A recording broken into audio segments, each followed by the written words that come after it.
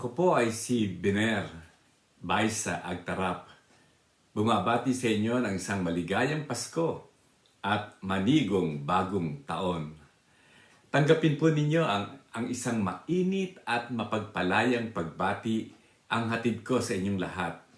Aking mga minamahal at ipinagmamalaking mga kamanggagawa sa simbahan, 10 ng inyong mga mahal sa buhay.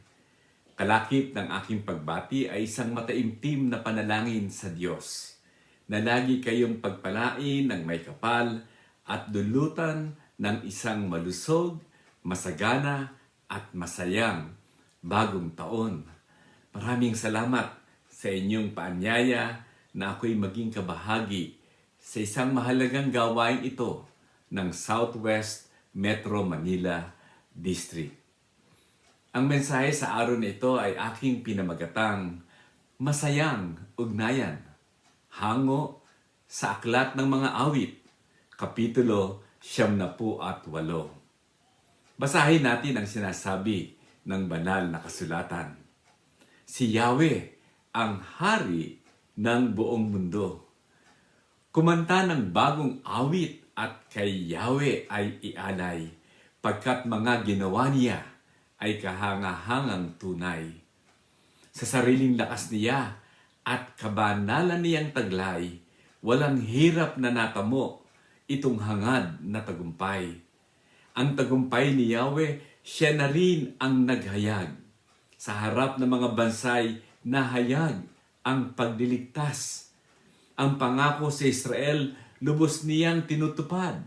Tapat siya sa kanila at ang pag-ibig ay wagas. Ang tagumpay ng ating Diyos, kahit saan, ay nahayag. Magkaingay ng may galak, lahat ng nasa daigdig. Si Yahweh ay buong galak na purihin sa pag-awit. Sa saliw ng mga lira, kayong lahat ay umawit. At si Yahweh ay purihin sa ating mga tugtugin. Tugtugin din ang trumpeta, nakasaliw ang tambuli, magkaingay sa harapan ni Yahweh na ating hari.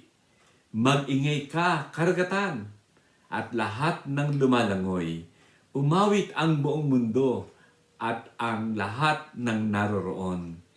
Umugong sa palakpakan, pati yaong karagatan. Umawit ding nagagalak ang lahat ng kabundukan. Si Yahweh ay dumarating, maghahari sa daigdig. Taglay niya'y katarungan at paghatol na matuwid. Purihin natin ang Diyos sa pagkabasa ng kanyang banal na salita. May dalang saya at galak ang mga talatang ating nabasa at nadinig.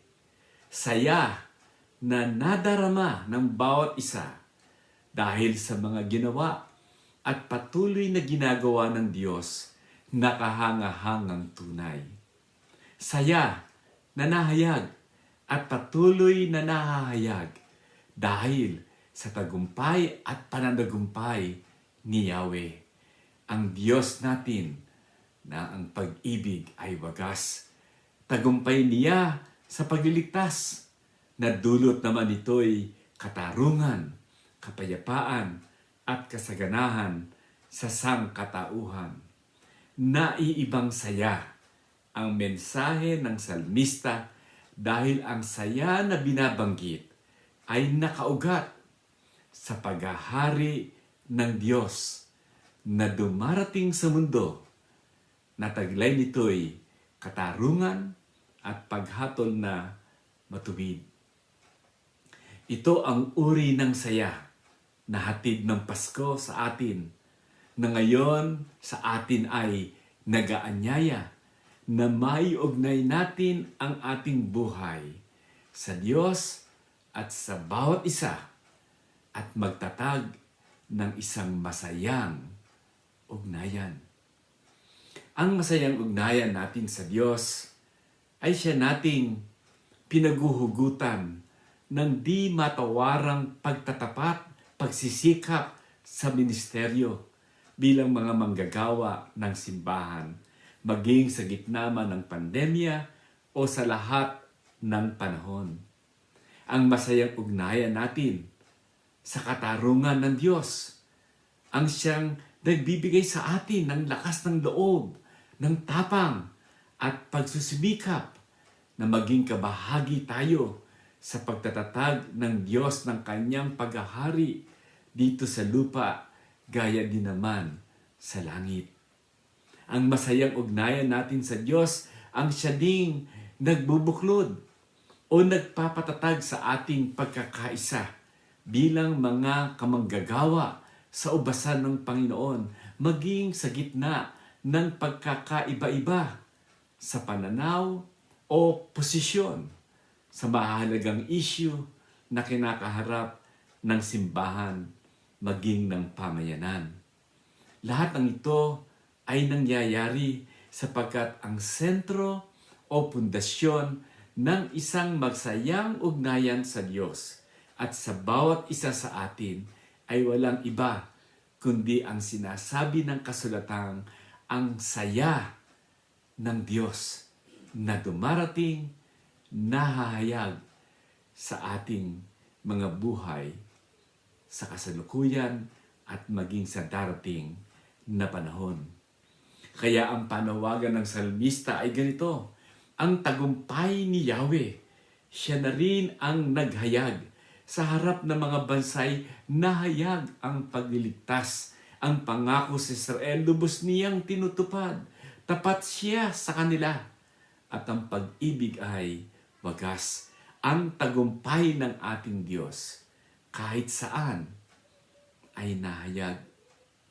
Mga kapatid, ang saya ng Diyos ay hindi nakahiwalay o nagwawalang bahala sa mahirap at mapaghamong kalalagayan ng mga tao sa lipunan. Sa halip, ang saya ng Diyos ay nagdudulot ng malinaw at konkretong pagtugon sa pangangailangan at hinaing ng sambayanan. Ang saya ng Diyos ay hindi isinusubi o sinasarili upang ang biyayang hatid nito ay maranasan lamang ng iilan. Sa halip, ang saya ng Diyos ay ibinabahagi at hindi ipinagkakait lalo na sa mga mahihirap, may karamdaman at sila na nawawalan ng pag-asa at ligaya sa buhay. Alalahanin natin ang ating kaugnayan sa saya ng Diyos ay ang ating tugon sa mabuting balita na dala ng Pasko sa gitna ng mapaghamong panahon sa ngayon. Maalala ko nung kami ni Clarita o ni Talitz ay magkasintahan pa lamang. Ako po ay isang musikero at para ako kumita ng maikling, ng maliit na salapi, ako po ay sasama sa banda na naglilibing ng patay dyan po sa may Funeraria Pass sa Recto, malapit po sa Knox, United Methodist Church. Tutugtog po kami mula po sa Recto hanggang doon sa Chinese Cemetery. Sa tanghaling tapat, sa ilalim ng sikat ng araw, tugtog na walang tigil hanggang sa kami makarating sa libingan. Mga 2 oras ang nakalipas. Pagkatapos nito, kami ay tatanggap ng kabayaran. 10 piso bawat isa. At kaagad-agad ang gagawin ko ay tatawagan ko si Talitz upang kami ay magkita at doon ay dalhin ko siya sa kanyang paboritong kainan ng mami diyan sa Recto. At kami ay magsasama o order ng kanyang paboritong pagkain at habang kanyang kinakain, hinihigop ang mainit na sabaw ng mami, makikita mo sa kanya ang ngiti, ang saya, at ako din naman ay napupuspos ng saya at galak at lahat ng kapaguran sa nakaraang mga oras ay napapawi dahil ang aking paghihirap, ang aking pagsisikap ay nagdulot ng saya sa aking sinisinta. Simpleng tao lamang ako, nagawa ko ito dahil sa pag-ibig Ang pag-ibig aking hinihayag at nagbunga ng labis na kasiyahan. Ito'y nagbunga at hanggang sa ngayon nagbubunga sa isang relasyon na tinatawag na masayang ugnayan. Higit dito ang ginawa ng Diyos. Alam natin, mga kapatid, sa buhay ko at sa buhay ng bawat isa sa atin. Dahil sa pag-ibig ng Diyos sa sanlibutan, ipinagkaloob, sinilang, nagkatawang tao, namatay at nabuhay na muli ang tagapagligtas, ang ating Panginoong Hesus. Pakaisipin natin, ang lahat ng mga ginawa ng Diyos nakahanga-hangang tunay. Sikapin natin maiugnay ang ating pananampalataya at paglilingkod sa saya ng Diyos upang ang ating masayang ugnayan sa Kanya ay maghahayag sa pagliligtas ng Diyos, maghahayag sa katarungan ng Diyos at maghahatid ng isang masayang buhay ngayon at sa bagong taon na darating. Ang wika ng salmista, kumanta ng bagong awit at kay Yahweh ay ialay, pagkat mga ginawa niya ay kahangahangang tunay. Sa sariling lakas niya at kabanalan niyang taglay, walang hirap na natamo itong hangad na tagumpay. Ang tagumpay ni Yahweh, siya na rin ang naghayag sa harap ng mga bansay, nahayag ang pagliligtas. Kaya nga, mga kapatid, humayo tayo na may saya. Sayang ihayag ang pagliligtas ng Diyos. Salubungin natin ang bagong taon at ipagbunyi ang pag-ibig ng Diyos. Baunin natin ang masayang ugnayan natin sa Diyos at sa ating kapwa na sama-sama nating matamo ang tagumpay na nagmumula sa Diyos. Isang masayang ugnayan ang maghahatid sa atin na maranasan ang pagliligtas, ang wagas na pag-ibig, ang kamanghamanghang mga gawa ng Diyos ay isa sa ating lahat kung ang saya ng Diyos ay sumasa atin at nananatili tayo sa isang masayang ugnayan sa Diyos na may kapal. Tayo ay manalangin. O Diyos na ang mga gawa ay kahangahangang tunay, salamat po sa saya na nagmumula sa inyo. Sa gitna ng pandemya sa aming kalagitnaan, tulungan po ninyo kami na maihayag ang saya ng Diyos sa pamamagitan ng aming paglilingkod sa aming kapwa. Papagtibayin po ninyo ang aming masayang ugnayan sa inyo, O Diyos, upang ang aming buhay ay maging daluyan ng katarungan, pag-asa at kapayapaan.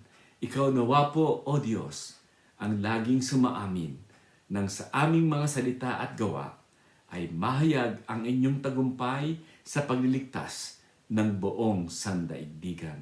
Sa pangalan po ni Jesus na aming Panginoon at tagapagligtas, tanggapin po ninyo ang aming panalangin. Aming Diyos. Amen.